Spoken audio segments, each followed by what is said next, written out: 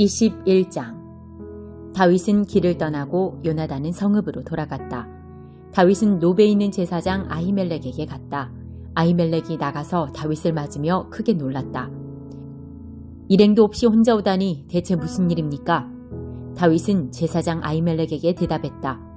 왕이 내게 임무를 맡겨 보내시면서 이것은 중요한 비밀이니 아무에게도 알리지 말라고 엄명을 내리셨습니다. 내 부하들과 정해진 장소에서 만나기로 했습니다. 이곳에 먹을 것이 좀 있습니까? 빵 5덩이 정도 구할 수 있는지요? 무엇이든 있는 대로 주십시오. 제사장이 말했다. 보통 빵은 없고 거룩한 빵만 있습니다. 그대의 부하들이 며칠 사이에 여자와 잠자리한 적이 없다면 가져가도 좋습니다. 다윗이 말했다. 우리 가운데 누구도 여자를 가까이 하지 않았습니다. 나는 임무를 수행할 때면 부하들이 여자와 잠자리를 하지 못하게 합니다. 보통 임무를 맡을 때도 그렇게 하는데 이번 거룩한 임무에는 말할 것도 없지요. 그래서 제사장은 거룩한 빵을 내주었다. 그것은 새 빵을 차려놓으면서 하나님 앞에서 물려낸 임재의 빵이었는데 그에게 있는 음식이 그것뿐이었기 때문이다. 사울의 신하 가운데 한 사람이 그날 서원을 지키려고 그곳에 있었는데 그는 에돔 사람 도액으로 사울의 목자 가운데 우두머리였다. 다윗이 아히멜렉에게 물었다. 이곳에 혹시 창이나 칼이 있습니까? 왕의 명령이 너무 급해서 서둘러 떠나느라 무기를 챙길 겨를이 없었습니다. 제사장이 말했다. 그대가 상수리 나무 골짜기에서 죽인 블레셋 사람 골리앗의 칼이 여기 있습니다. 천에 싸서 에봇 뒤에 두었습니다. 갖고 싶으면 가져가십시오. 그것 말고 다른 무기는 없습니다. 다윗이 말했다. 그만한 칼이 어디 또 있겠습니까? 그것을 저에게 주십시오. 그 말을 마지막으로 다윗은 그곳을 급히 빠져나와 사울을 피해 필사적으로 도망쳤다. 그는 가드 왕 아기스에게 갔다. 아기스의 신하들이 그를 보고 말했다. 이 자는 그 유명한 다윗이 아닙니까? 사람들이 춤추면서 노래했던 그 사람 말입니다. 사울은 수천 명을 죽이고 다윗은 수만 명을 죽인다. 다윗은 자신의 정체가 들통난 것을 알고 당황했다. 그는 가드 왕 아기스에게 최악의 일을 당할까 두려웠다. 그래서 그들이 보는 앞에서 미친 척하며 머리를 성문에 찍고 나서 입에 거품을 물고 수염에 침을 흘렸다. 아기스가 그 모습을 보고 신하들에게 말했다. 미친 자인 줄 보면 모르느냐? 너희가 어째서 이 자를 이곳에 들였느냐? 내가 참고 견뎌야 할 미친 자들이 부족해서 하나를 더 데려왔느냐? 이 자를 당장 내쫓아라. 22장. 다윗은 도망쳐 아둘람 굴로 피했다. 그의 형들을 비롯해서 그의 집안과 관계된 사람들이 그가 그곳에 있다는 소식을 듣고 내려와 합류했다. 뿐만 아니라 인생의 낙오자들, 온갖 실패한 사람과 불황자와 부적응자들도 모두 그의 곁으로 모여들었다. 다윗은 그들의 지도자가 되었는데 모두 400명쯤 되었다. 그 후에 다윗은 모압 땅 미스바로 갔다. 그는 모압 왕에게 간청했다. 저를 향한 하나님의 계획이 무엇인지를 제가 알게 될 때까지 제 아버지와 어머니가 피할 곳을 허락해 주십시오. 다윗은 부모를 모압 왕에게 맡겼다. 다윗이 숨어 지내는 동안 그의 부모는 그곳에 머물렀다. 예언자 갓이 다윗에게 말했다. 굴로 돌아가지 말고 유다로 가십시오. 다윗은 그가 말한 대로 헤렛 숲으로 갔다. 사울이 다윗과 그 부하들의 행방에 대해 전해 들었다. 그때 그는 기브아 산 위에 있는 큰 상수리 나무 아래에 손에 창을 들고 앉아 신하들에게 둘러싸인 채로 회의를 열고 있었다. 그가 말했다. 이 베냐민 사람들아, 잘 들어라. 행여 이새의 아들에게 너희의 미래를 의탁할 생각은 아예 하지도 마라. 그가 너희에게 가장 좋은 땅을 내주고 너희 모두를 요직에 앉혀줄 것 같으냐? 생각을 고쳐먹어라. 지금 너희는 작당하여 내 등 뒤에서 쑥덕거리고 있다. 내 아들이 이새의 아들과 내통하고 있는데도 그것을 내게 고하는 자가 하나도 없다. 내 아들이 그 반역자를 편들고 있는데도 신경 써서 그것을 내게 고하는 자가 너희 중에 하나도 없다. 그때 사울의 신하들과 함께 서 있던 에돔 사람 도액이 말했다. 제가 노베에서 이새의 아들과 아히두베의 아들 아히멜렉이 만나는 것을 보았습니다. 아히멜렉이 그와 함께 기도하며 하나님의 인도하심을 구하고 그에게 먹을 것을 주고 블레셋 사람 골리앗의 칼을 주는 것을 제가 보았습니다. 사울이 사람을 보내 아이두베 아들 제사장 아히멜렉과 노베에 있는 그의 집안 제사장들을 모두 불러들였다. 그들 모두가 왕 앞에 나왔다. 사울이 말했다. 아히두베 아들아, 내 말을 들어라. 예, 왕이시여. 그가 말했다. 너는 어찌하여 이새의 아들과 한패가 되어 나를 대적했느냐? 어찌하여 그에게 빵과 칼을 주고 그와 함께 기도하여 하나님의 인도하심을 구하고 그를 반역자로 세워 나를 해치게 했느냐? 아히멜렉이 왕에게 대답했다. 왕의 수하에 왕의 사위이자 경호대 대장인 다윗만큼 충실한 신하가 없고 그보다 훌륭한 사람도 없습니다. 제가 그와 함께 기도하여 하나님의 인도하심을 구한 것이 그때가 처음입니까? 아닙니다. 저나 저희 집안에 어떤 죄도 씌우지 마십시오. 반역자라 하시는 말씀이 무슨 뜻인지 도무지 모르겠습니다. 왕이 말했다. 아히멜렉아, 너는 죽어 마땅하다. 너와 내 집안 사람 모두 죽일 것이다. 왕이 신복들에게 명령했다. 하나님의 제사장들을 에워싸고 모두 죽여라. 저들은 다윗과 한편이다. 저들은 다윗이 나를 피하여 달아나는 줄 알면서도 내게 알리지 않았다. 그러나 그들은 제사장들을 죽이려 하지 않았다. 하나님의 제사장들에게 손을 대고 싶지 않았던 것이다. 그러자 왕이 도액에게 말했다. 내가 제사장들을 죽여버려라. 에돔 사람 도액이 앞장서서 거룩한 옷을 입은 제사장 85명을 쳐서 죽였다. 이어서 사울은 제사장들의 성읍인 노베까지 학살의 손길을 뻗었다. 남자와 여자, 어린아이와 아기, 소와 나귀와 양 할 것 없이 모조리 죽였다. 아히두베 손자여 아히멜렉의 아들인 아비아달만이 겨우 몸을 피해 달아났다. 그는 도망쳐 다윗에게 가서 그와 한편이 되었다. 아비아달은 사울이 하나님의 제사장들을 살해한 일을 다윗에게 전했다. 다윗이 아비아달에게 말했다. 그럴 줄 알았소. 내가 그날 거기서 에돔 사람을 보았는데 그가 사울에게 말할 줄 알았소. 그대 아버지 집안의 사람들이 몰살당한 것은 내 탓이오. 여기서 나와 함께 있으시오. 두려워하지 마시오. 그대를 죽이려는 자는 내 목숨을 노리는 자이기도 하니 내 곁에 있으시오. 내가 그대를 지켜주겠소. 3장. 그러나 친구 여러분, 지금 나는 여러분이 영에 속하지 않은 사람처럼 사람과 하나님께 행하는 것에 몹시 실망하고 있습니다. 여러분은 그리스도와 관련해서 젖 먹는 것 외에는 아무것도 할 수 없는 어린아이처럼 굴고 있습니다. 여러분이 더 나은 것을 소화하지 못하는 것처럼 보이니 이제 나는 어린아이를 대하듯 여러분을 양육할 작정입니다. 여러분의 기분을 좋게 하거나 여러분을 돋보이게 해주는 것에만 손을 뻗는다면 모든 것이 자기 마음대로 될 때에만 만족하는 젖먹이와 여러분이 다를 것이 뭐가 있겠습니까? 여러분 가운데 어떤 사람은 나는 바울 편이다 말하고 또 어떤 사람은 나는 아볼로를 지지한다고 말하다니 여러분은 어린아이처럼 구는 것이 아닌가요? 여러분은 도대체 바울이 누구라고 생각합니까? 여러분은 아볼로가 누구라고 생각합니까? 우리 두 사람은 모두 종에 불과합니다. 여러분을 섬겨 우리 주인이신 하나님께 여러분의 삶을 맡기는 법을 배우게 한 종일 따름입니다. 우리 두 사람은 주님께서 맡겨주신 종의 임무를 수행했을 뿐입니다. 나는 씨를 심었고 아볼로는 물을 주었습니다. 그러나 하나님께서 여러분을 자라게 하셨습니다. 이 과정에서 가장 중요한 이는 심는 자나 물을 주는 자가 아니라 자라게 하시는 하나님이십니다. 심는 일과 물을 주는 일은 종들이 약간의 급료를 받고 하는 허드렛 일에 불과합니다. 그 일을 가치 있게 해주시는 이는 우리가 섬기는 하나님이십니다. 여러분은 하나님의 밭이며 우리는 그 밭에서 일하는 일꾼입니다. 달리 말하면 여러분은 하나님의 집입니다. 나는 하나님께서 내게 주신 훌륭한 건축가의 재능을 사용해 설계도를 작성했고 아볼로는 벽을 쌓아 올리고 있습니다. 그러니 일을 맡은 목수가 그 기초 위에다 각자 신중하게 집을 짓게 하십시오. 기억하십시오. 이미 놓인 기초는 하나뿐입니다. 그 기초는 다름 아닌 예수 그리스도이십니다. 여러분은 각별히 신경 써서 건축 재료를 고르십시오. 그러다 보면 마침내 준공검사를 받을 날이 올 것입니다.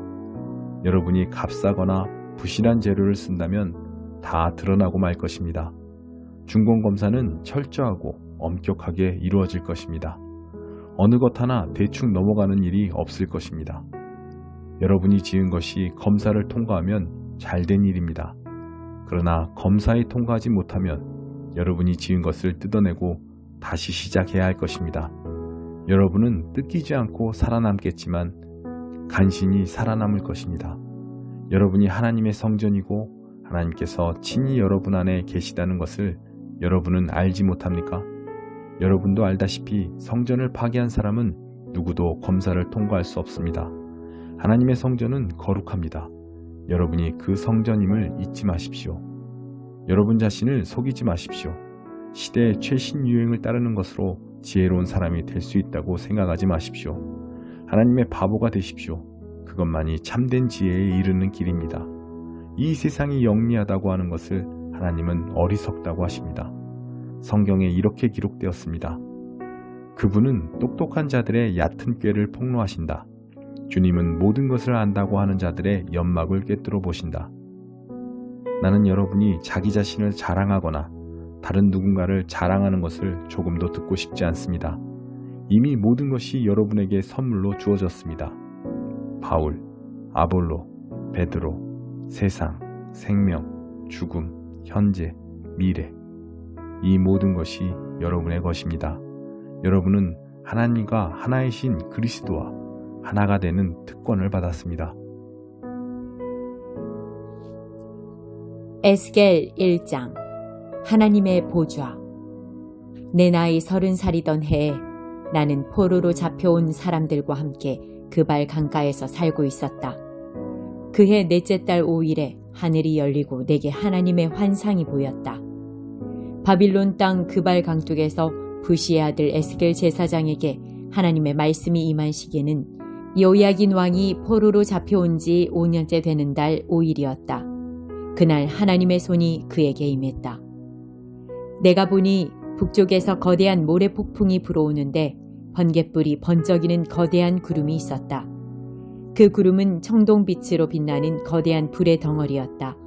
불 안쪽에는 생물 같아 보이는 네 형상이 움직이고 있었다. 각각 사람의 형상을 하고 있었으나 저마다 얼굴이 넷이고 날개도 넷이었다. 다리는 기둥처럼 튼튼하고 곧게 뻗었으나 발에는 송아지처럼 굽이 있었고 청동빛 불꽃이 그 위로 일렁였다. 사면의 날개 밑으로는 사람 손이 있었다. 네 생물 모두 얼굴과 날개가 있었고 날개들이 서로 맞닿아 있었다. 그들은 어느 쪽으로도 몸을 돌리지 않은 채 곧장 앞으로 나아갔다. 그들의 얼굴 모습은 이러했다. 앞쪽은 사람 얼굴이고 오른쪽은 사자 얼굴이며 왼쪽은 황소 얼굴이고 뒤쪽은 독수리 얼굴이었다. 이것이 그들의 얼굴 모양이었다. 그들의 날개는 쭉 펼쳐져 있었는데 한 쌍의 날개는 끝이 옆 생물에 닿아 있었고 다른 쌍의 날개는 각자의 몸을 가리고 있었다.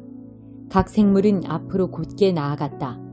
영이 이끄는 대로 따라갔다. 앞으로 나아갈 뿐 몸을 돌리는 법이 없었다. 네 생물은 맹렬히 타는 불 혹은 활활 타오르는 횃불 같은 모습이었다. 불의 혀가 그 생물들 사이를 세차게 오갔으며 그 불에서 번개가 터져 나왔다. 그 생물들은 이리 번쩍 저리 번쩍 번개처럼 움직였다. 네 생물을 가만히 살펴보니 바퀴처럼 보이는 물체가 내 얼굴을 가진 그 생물들 각각의 옆바닥에 있었다. 바퀴들의 생김새를 보니 모양이 모두 같았고 햇빛을 받은 다이아몬드처럼 번쩍거렸다. 회전의처럼 바퀴 안에 또 바퀴가 들어있는 것 같은 모습이었다. 그 바퀴들은 사방 어디로 가든지 방향을 바꾸지 않고 곧게 나아갔다. 그 테두리의 크기는 어마어마했는데 눈으로 둘러싸여 있었다. 네 생물이 앞으로 나아가면 바퀴들도 나아갔다. 네 생물이 위로 떠오르면 바퀴들도 위로 떠올랐다. 생물들은 영이 가는 곳을 따라 움직였고 바퀴들도 그들 곁에 꼭 붙어서 함께 움직였다. 네 생물의 영이 바퀴들 안에 들어있었기 때문이다. 생물들이 나아가면 바퀴들도 나아갔고 생물들이 멈추어 서면 바퀴들도 멈추어 섰다. 또 생물들이 위로 떠오르면 바퀴들도 위로 떠올랐다. 네 생물의 영이 바퀴들 안에 들어있었기 때문이다. 네 생물의 머리 위로 둥근 천장 같은 것이 펼쳐져 있었는데 세공 유리같이 반짝이며 그들 머리 위를 창공처럼 덮고 있었다. 그 둥근 천장 아래에서 그들은 한 쌍의 날개는 옆 생물을 향해 펼치고 다른 쌍의 날개로는 자기 몸을 덮고 있었다. 그들이 움직일 때 날개치는 소리가 들려왔다. 거대한 폭포 소리 같기도 하고 강하신 하나님의 음성 같기도 했으며 전쟁터에서 들리는 함성 같기도 했다. 멈추어 설 때는 내 생물이 날개를 접었다. 그들이 날개를 접고 멈추어 섰을 때 그들의 머리 위 둥근 천장 위쪽에서 음성이 들려왔다. 둥근 천장 위에는 보좌처럼 보이는 것이 있었는데 청보석 같은 청옥빛이었고 그 보좌 위로 사람처럼 보이는 형상이 우뚝 솟아 있었다. 허리 위쪽은 광을 낸 청동 같은 모습이었고 허리 아래쪽은 타오르는 불꽃 같은 모습이었다. 사방이 휘황찬란하게 빛났다. 마치 비온 날 하늘에 무지개가 떠오른 모습 같았다. 바로 하나님의 영광이었다. 그 모든 광경을 본 나는 무릎을 꿇고 얼굴을 땅에 대고 엎드렸다. 그때 한 음성이 내게 들려왔다. 37편 다윗의 시. 출세를 자랑하는 자들의 신경 쓰지 말고 악인의 성공을 부러워하지 마라. 머지않아 저들은 베인 풀처럼 오그라들고 잘린 꽃처럼 시들어 버릴 것이다. 하나님께 보험을 들고 선한 일을 하며 마음을 가라앉히고 내 본분을 지켜라. 하나님과 사귐을 지속하여 가장 복된 것을 누려라. 하나님께 모두 털어놓고 아무것도 숨기지 마라. 꼭 필요한 일이면 그분께서 이루어 주시리라. 네가 올바르게 살아왔음을 대낮에 증언해 주시고 정오에 확인 도장을 찍어 주시리라. 하나님 앞에 고요히 머물고 그분 앞에서 기도하여라.